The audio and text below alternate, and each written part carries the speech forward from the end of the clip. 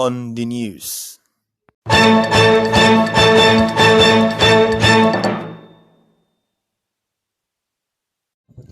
Federal government slams $10 billion fine on Binance. Nollywood actor Sisi Quadri dies at 44. Just prison inmates protest over food ration cut amid economic hardship. Customs seized 1.7 billion naira fake drugs in Oyo and Osun. Army denies seeking payment from recruits for vetting. Ghana's electricity company cuts power supply to parliament over $1.8 million debt. Jose Pesihiro quits as Super Eagles coach after 22 months. The details of the news in full are on our Akonishe podcast, Spotify, and Audiomack. The federal government has slammed a $10 billion fine on crypto trading platform Binance over allegations of influencing the country's forest crisis. The special advisor to the President Bola Tinubu on Information and Strategy, Bayo Onanuga, disclosed this Friday morning in an interview with newsmen. According to Onanuga, Binance profited substantially from its illegal transactions in Nigeria, while the nation suffered huge losses. Onanuga noted that Binance is not registered in Nigeria and has no presence in the country.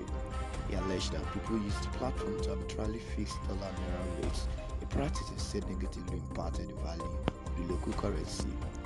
He explained further that the Binance team was already cooperating with the Nigerian government and providing useful information, and had already suspended naira-related transactions on the platform. CBN approved to bureau the change operators BDCs in states. The Central Bank of Nigeria (CBN) has released a list of eligible bureaus to change operators. The CBN said all eligible BDCs must adhere to strict guidelines regarding the sale of foreign exchange to end users. Currently, the number of BDCs stands at 5,690 according to data from the CBN. It's directed BDCs to sell to end users with a margin not exceeding 1% of the purchase rate from the CBN. To facilitate the process, BDCs are required to make naira payments to the designated CBN foreign currency deposit naira accounts. Subsequently, they have to submit confirmation of payment along with other necessary documentation for disbursement at designated CBN branches in Abuja, Oka, Lagos, and Kano. Half of all the BDC operators in Nigeria are located in Lagos, highlighting the state's dominance in the foreign exchange market.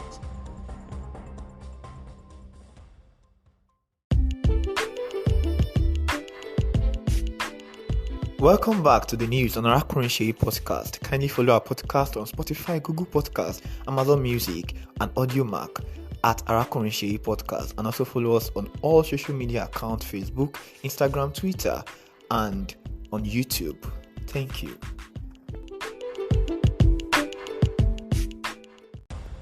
Nollywood actor Sisi Quadri dies at 44.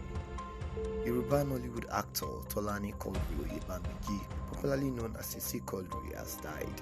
His death was announced by some of his colleagues in the Yoruba movie industry. Oyebamiji celebrated his 44th birthday on December 25, 2023.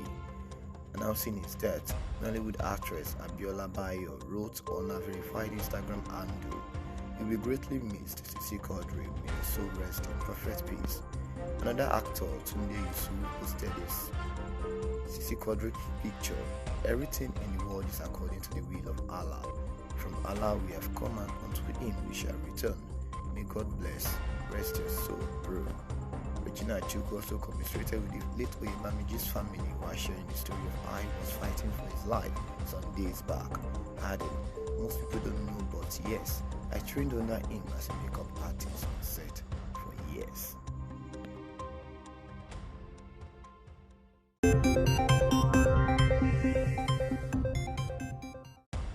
Just prison inmates protest over food ration cuts amid economic hardship. Inmates at the Jos Correctional Center, Plateau State, on Friday staged a protest over the economic hardship ravaging the nation. It was gathered that the protest began immediately when the inmates were informed of the downward review of sizes of food in the correctional center. The inmates were said to have refused to take orders from the custodial officers and also shunned breakfast during the protest.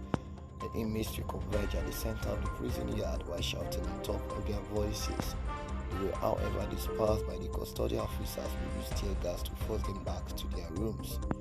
The comptroller of the Just Correctional Center, Raphael Ibinoui, confirmed the development, blaming the protest on the high cost of living. He said, the problem has to do with the high cost of goods in the market. The contractor in charge of the food said they have been forced by the price of food items to reduce the size of the plate of foods.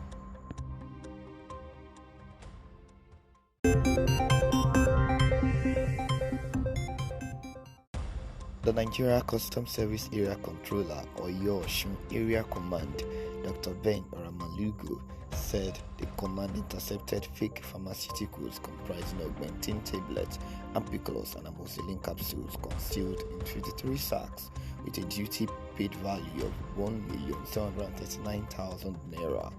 Oramalugo made the disclosure on Friday 29th at the 2024 second press conference which held at the operational headquarters of the command in Ibadan, the Oyo State capital. The Oyo Osun Customs Controller said that during the period covering February 1 through 27, 2024, the command collected the sum of 5,664,295 naira.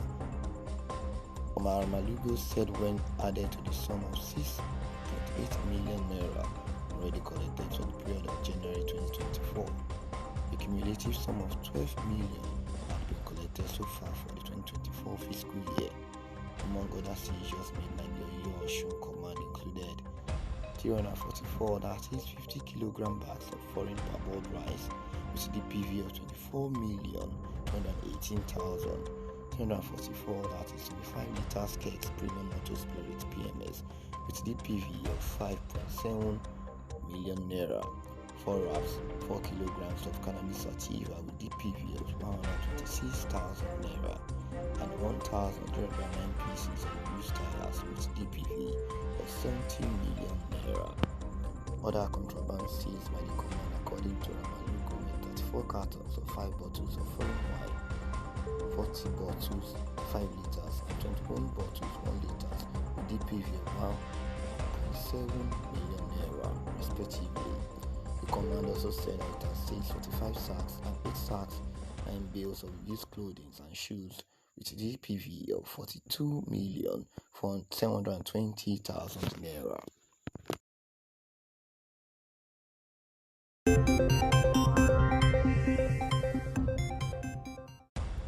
Army denies seeking payment from recruits for vetting. The Nigerian Army says it's never demanded money from selected trainees undergoing training at the depot, Nigerian Army, Zaria, for vetting. The Director of Army Public Relations, Major General Onyema Nwachukwu, said this in a statement describing the said demands as fraudulent actions of some faceless, unscrupulous persons. According to him, the claim was not only fraudulent but criminal must be nipped in the bud before it festers. He said it is common knowledge throughout the history of the Nigerian Army that training of potential recruits and officer cadets are fully funded and borne by the Nigerian Army. Nwachukwu added that the attempt to fleece unsuspecting members of the public whose was successfully scaled through the meticulous and rigorous process was criminal.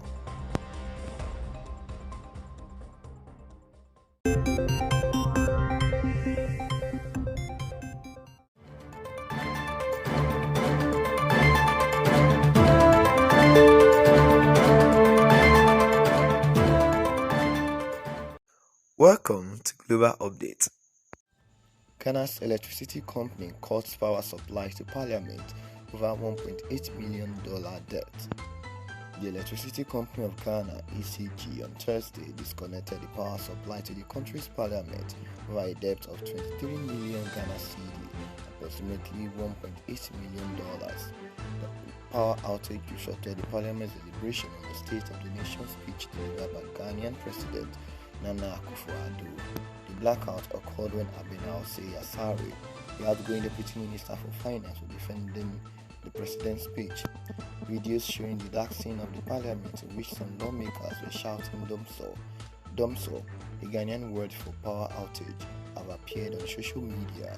During the incident, some lawmakers and staff were stuck inside the elevators.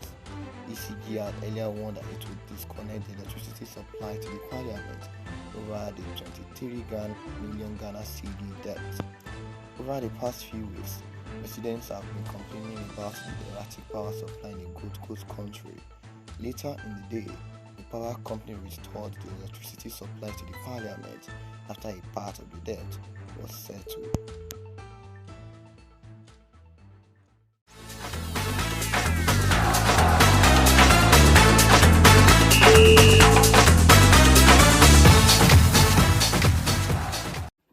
Welcome to Sport Update. Jose Peseiro quits as Super Eagles coach after 22 months. Jose Peseiro has left his role as the coach of the Super Eagles after taking the team to the final of the 2023 African Cup of Nations (AFCON). The team lost to Cote d'Ivoire in the final of the competition. His contract with the team expired in February, and he was supposed to continue with the team after meeting his semi-final target. Although there were reports that the Nigeria Football Federation (NFF) was negotiating with the Portuguese to renew his contract, Peseiro is leaving the post. Yesterday, we concluded our contract with the NFF. It was a pride and honor to coach the Super Eagles. It has been 22 months of immense dedication, sacrifice, emotion, and enormous enthusiasm. We feel a sense of fulfillment, he wrote on his ex-handle. He was appointed in May 2022 after the Super Eagles failed to qualify for the World Cup in Qatar. Portuguese took over from Augustin Cecílio Eguavon. Peseiro has said he has received several offers after Nigeria were beaten in the AFCON final. His departure will signal what could be a long-drawn search for a replacement, with growing calls for the NFF to hire a local coach in his place. Peseiro, a former Real Madrid assistant coach, previously managed Saudi Arabia and Venezuelan clubs including Sporting Lisbon, FC Porto, Panathinaikos, Rapid Bucharest, Al Hilal, Al Wada, Al Ahly Cairo, and Sharjah FC. And that'll be all on the news tonight on our Akron Shea podcast. Do well to follow our podcast on Spotify, Audio Mac, and Google Podcasts. Thank you for listening, and good evening.